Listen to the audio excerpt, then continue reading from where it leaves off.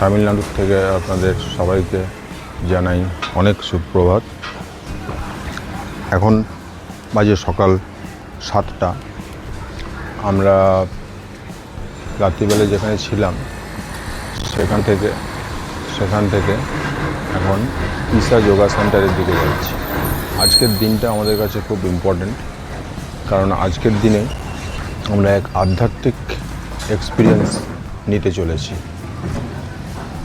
আমাদের সকালে চেকিং আছে সকাল 8টার সময়। আমরা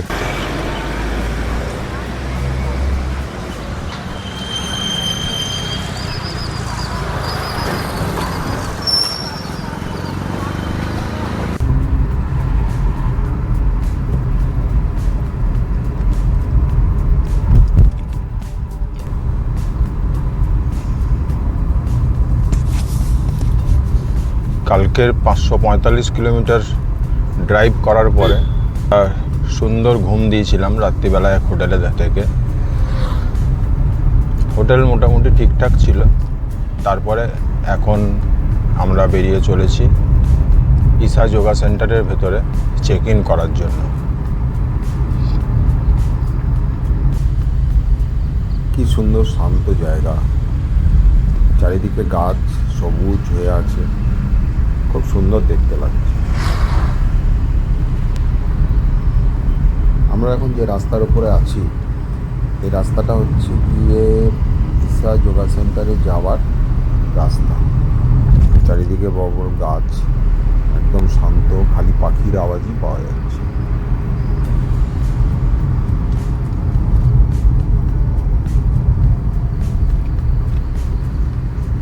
এদিকে নারকেল গাছ, সুপারি গাছ, এইসবের মাঝখান দিয়ে এক রাস্তা। দুর্দান্ত অনুভূতি।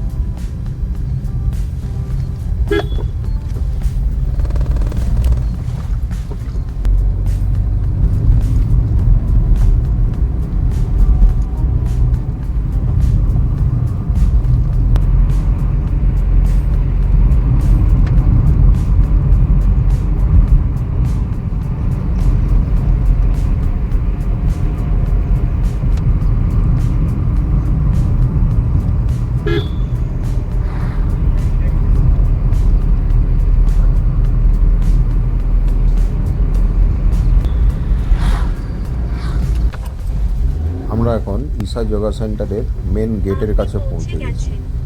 এই গেটটাকে এরা সর্প গেট বলে। সামনে দেখুন একটা বড় ধরনের সাপের স্ট্যাচুর মতন করা আছে।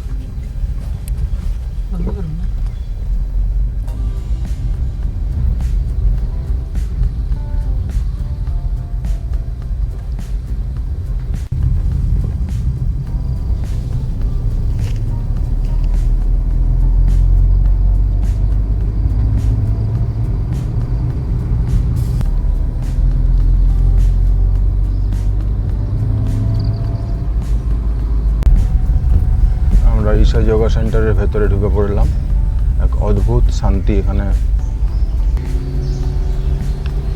এখানে সব জায়গাতে ফটো তোলা বারণ আছে, সেই জন্য যেখানে যেখানে সুযোগ পাবো সেখানেই আমি ছবি তুলব। এখন আমরা চলেছি ওয়েলকাম পয়েন্টের দিকে, যেখানে আমাদের চেক ইন করতে হবে।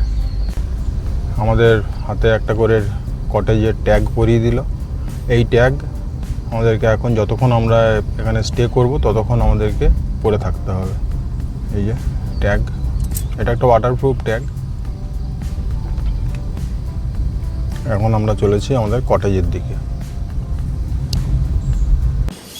এখন আমরা কটেজে এসে পৌঁছেছি। অ্যাকচুয়ালি এরা কটেজ বলছে, কিন্তু এগুলো এক একটা বিল্ডিং। এখন 3তলা 4তলা করে বিল্ডিং।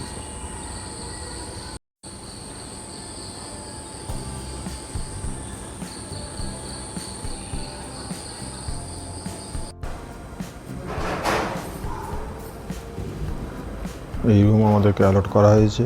প্রতিটা রুমের বাইরে এরকম জুতো রাখার জায়গা। এই হচ্ছে রুম। এখানে মসকিউটো কয়েল, দুটো বেড পরপর। এদিকে জিনিসপত্র রাখার তাক, জগ, গ্লাস, হ্যাঙ্গার, একটা টেবিল। এখানে আয়না, এখানে লকার, এদিকে একটা বড় জানলা, যেখান থেকে বাইরের পুরো সবুজ দেখা যাচ্ছে, জঙ্গল। অপূর্ব এক শান্তি এখানে আছে।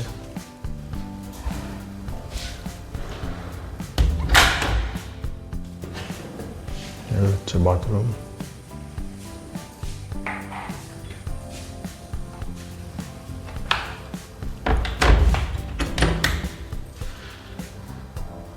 West basin. এরকম একটা রুম আমাদেরকে প্রোভাইড করা হয়েছে। উপরে দুটো ফ্যান। আমরা এখন খাবারের জন্য চলেছি। আসলে এখানে 2 টাইম সারাদিনে খাবার দেওয়া হয় এবং সেই খাবারগুলোর জন্য নেওয়ার জন্য আপনাকে ভিক্সা হল বলে একটা জায়গা আছে, এই যে এটা, এই জায়গাতে আসতে হবে। এখানেই খাবার পাওয়া যাবে এবং নির্দিষ্ট টাইমে পাওয়া যাবে। টাইমের পরে কিন্তু এখানে কোনো খাবার পাওয়া যায় না।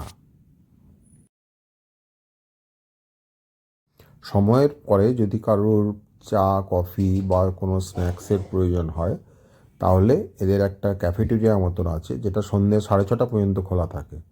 সেখানে সেই জিনিসগুলো পাওয়া যাবে। এটা হচ্ছে ভিক্সা হলের বাইরের দৃশ্য।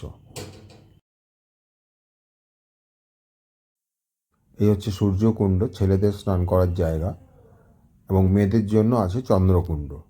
এখানে জলে এমন কিছু ব্যাপার আছে যেটাতে প্রচণ্ড এনার্জেটিক ফিলিং আসে।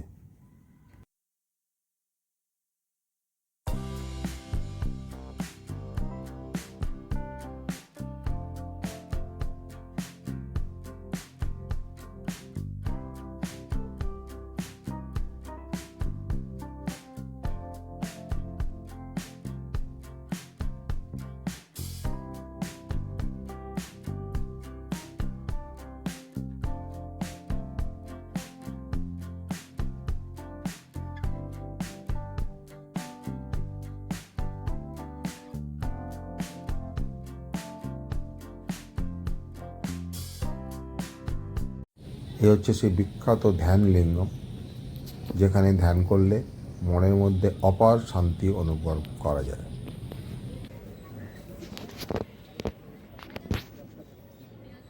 আমরা প্রথমে এখানে সূর্যকুণ্ড আর মহিলাদের জন্য চন্দ্রকুণ্ড এখানে স্নান করলাম।